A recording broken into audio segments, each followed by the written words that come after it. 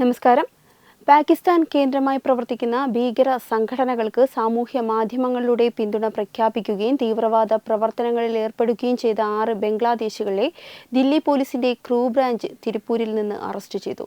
രഹസ്യവിവരത്തിന്റെ അടിസ്ഥാനത്തിൽ തമിഴ്നാട് പോലീസിന്റെ സഹായത്തോടെ കഴിഞ്ഞ ദിവസം നടത്തിയ മിന്നൽ പരിശോധനയിലാണ് ഇവർ പിടിയിലായത്.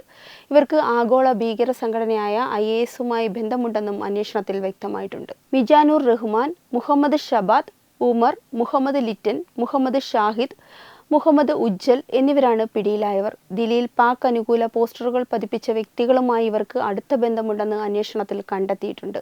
തിരുപ്പൂരിലെ ഉത്തുകുളി, തിരുമുഖൻ പൂണ്ടി, പല്ലടം എന്നിവിടങ്ങളിലെ വസ്ത്രനിർമ്മാണശാലകളിൽ ജോലി ചെയ്തു വരികയായിരുന്നു ഇവർ. ഇന്ത്യയിൽ താമസിക്കുന്നതിനായി വ്യാജ ആധാർ കാർഡുകളും മറ്റു രേഖകളും ഇവർ നിർമ്മിച്ചതായി പോലീസ് സ്ഥിരീകരിച്ചു. ഇവരുടെ പക്കൽ നിന്നും 16 സിം കാർഡുകളും 8 മൊബൈൽ ഫോണുകളും അന്വേഷണ സംഘം പിടിച്ചെടുത്തിട്ടുണ്ട്.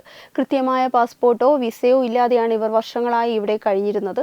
അതിർത്തി കടന്നുള്ള തീവ്രവാദ ഗ്രൂപ്പുകളുമായി ഇവർക്ക് നേരിട്ട് ആശയവിനിമയം ഉണ്ടായിരുന്നതായും പ്രാഥമിക അന്വേഷണത്തിൽ തെളിഞ്ഞു.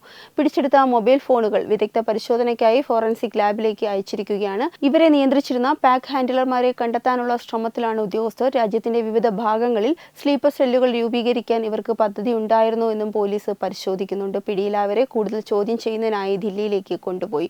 തമിഴ്നാട്ടിലെ വ്യാവസായിക നഗരങ്ങളിൽ വ്യാജരേഖകളുമായി താമസിക്കുന്നവരെ കണ്ടെത്താൻ വരും ദിവസങ്ങളിൽ പരിശോധന കർശനമാക്കുമെന്ന് ഉന്നത ഉദ്യോഗസ്ഥർ അറിയിച്ചു.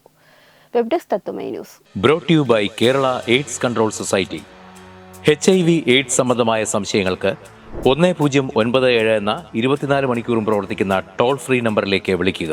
വാട്സാപ്പിലും ഫേസ്ബുക്കിലും ഒക്കെ സ്റ്റാറ്റസ് അപ്ഡേറ്റ് ചെയ്യാറുണ്ടല്ലോ. HIV സ്റ്റാറ്റസോ HIV പിടിപെടാനുള്ള സാഹചര്യങ്ങളിൽ കൂടി അറിഞ്ഞോ അറിയാതെയോ കടന്നു പോയിട്ടുണ്ടാവാം. എന്ത് തന്നെയായാലും മുൻകൂട്ടി പരിശോധിച്ച് HIV സ്റ്റാറ്റസ് അറിയൂ.